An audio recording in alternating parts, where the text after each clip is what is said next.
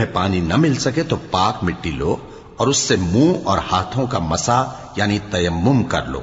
اللہ تم پر کسی طرح کی تنگی نہیں کرنا چاہتا، بلکہ یہ چاہتا ہے کہ تمہیں پاک کرے اور اپنی نعمتیں تم پر پوری کرے تاکہ تم شکر کرو۔ اور اللہ نے جو تم پر احسان کیے ہیں ان کو یاد رکھو، اور اس کے عہد کو بھی جس کا تم سے قول لیا تھا، یعنی جب تم نے کہا تھا کہ ہم نے اللہ کا حکم سن لیا اور قبول کیا۔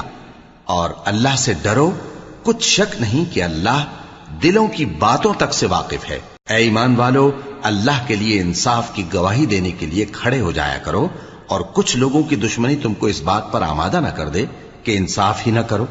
انصاف کیا کرو کہ یہی پرہیزگاری کی بات ہے، اور اللہ سے ڈرتے رہو، کچھ شک نہیں کہ اللہ تمہارے سب اعمال سے خبردار ہے۔ جو لوگ ایمان لائے اور نیک کام کرتے رہے ان سے اللہ نے وعدہ فرمایا ہے کہ ان کے لیے